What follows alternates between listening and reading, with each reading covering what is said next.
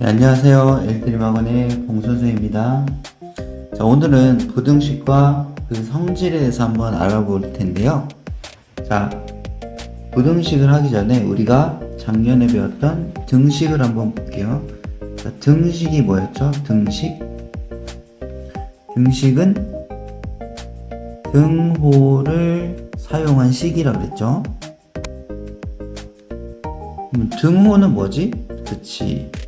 자, 왼쪽과 오른쪽이 같다라고 하는 이 같은 기호, 이거를 우리는 등호라고 부르죠.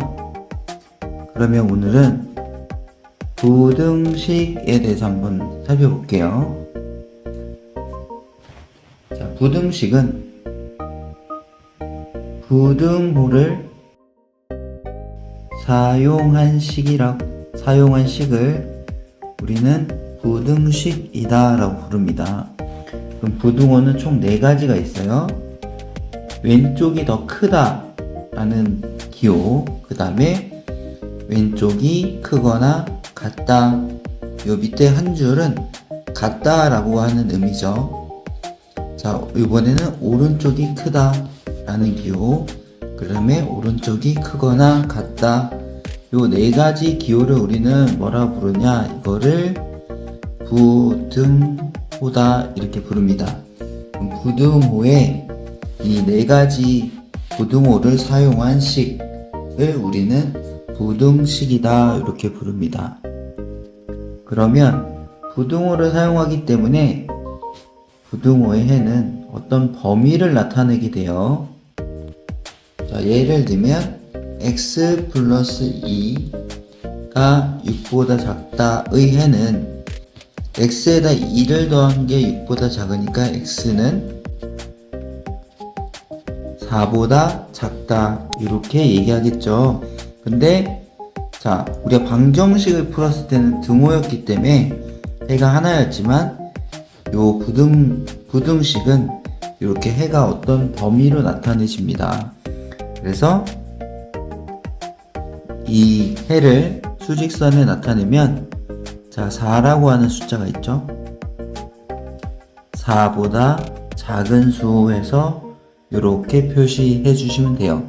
지금 작다 했는데 만약에 x가 4보다 작거나 같다는 그러면 어떻게 표시할까요? 볼게요.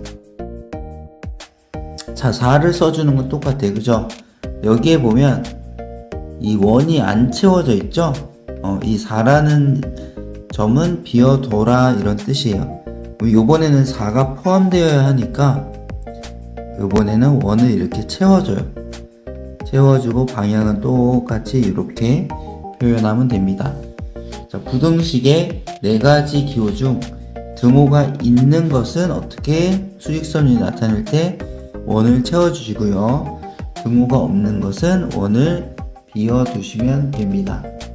자, 그러면 자, 수직선 위에 표현하는 방법까지 여러분 한번 살펴봤는데요. 자, 요번에는 우리가 등식의 4가지 성질이 있는 것처럼 부등식의 성질에 대해서 한번 살펴보려고 해요.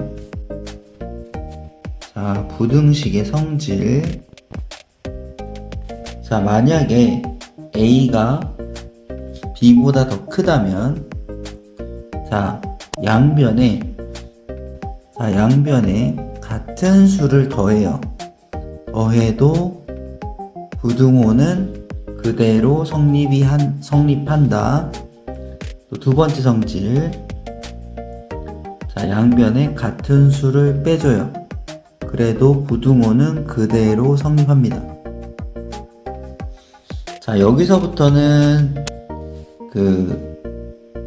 등식하고 좀 차이가 있는데, 지금까지는 등식하고 똑같았죠? 자, 여기서부터는 등식하고 차이가 있는데, 자, 양변에 같은 수를 곱해도 이 부등호는 성립할까요?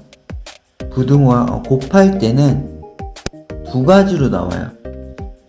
2가지로 나오는데, 자, C가 0보다 클 때, 양수일 때는 부등호가 그대로 유지가 돼요. 그런데 C가 음수일 때, 0보다 작을 때는 부등호 방향이 반대로 바뀝니다. 자, 예를 들어서 한번 직접 해보면 되죠. C가 음수일 때를 한번 해볼게요. 자, 3은 2보다 크죠. 근데 여기에 같은 수인 마이너스 2를 한번 곱해볼게요. 곱하면 어떻게 되죠? 마이너스 6이 되고, 곱하면 마이너스 4가 되죠? 어느 쪽이 더 커지죠? 그치? 요번에 부등호 방향이 반대로 바뀌게 되겠죠?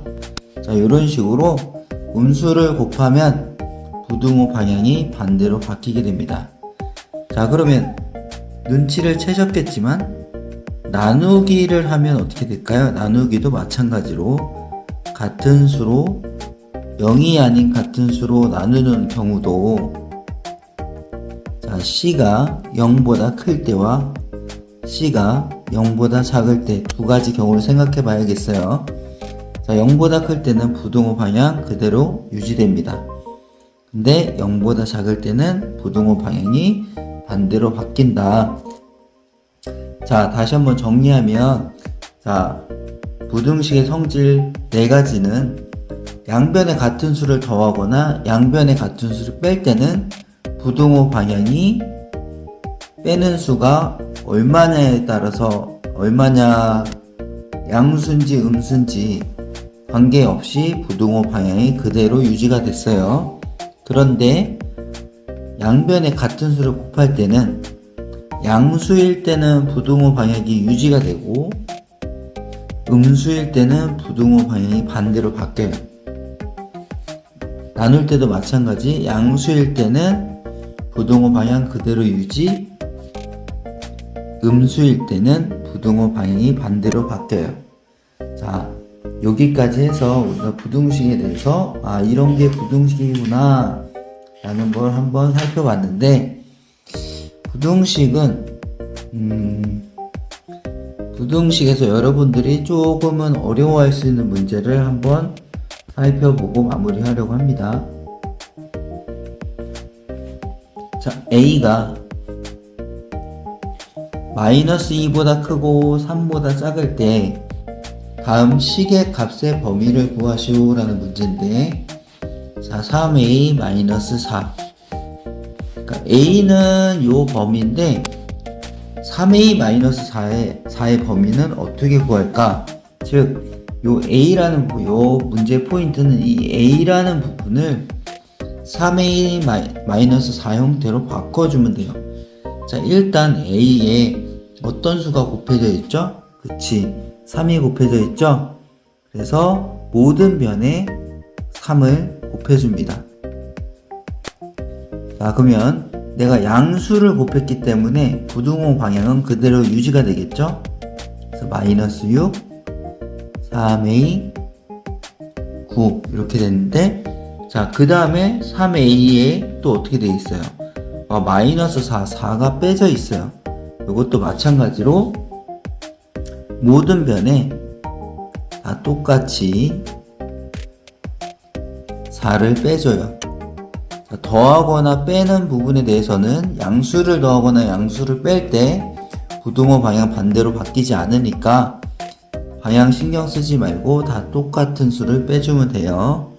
그러면 여기는 마이너스 10이 되고, 3A 마이너스 4, 여기는 9 빼기 4니까 5가 돼요.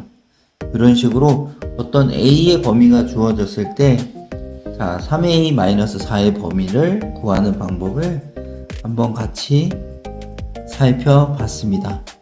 자, 오늘은 여기까지 하고 다음번에는 이제 1차 부등식에 대해서 한번 살펴보고 풀이 방법과 예제 몇 문제를 한번 같이 풀어보도록 해요. 자, 그럼 다음에 만날 때까지 안녕.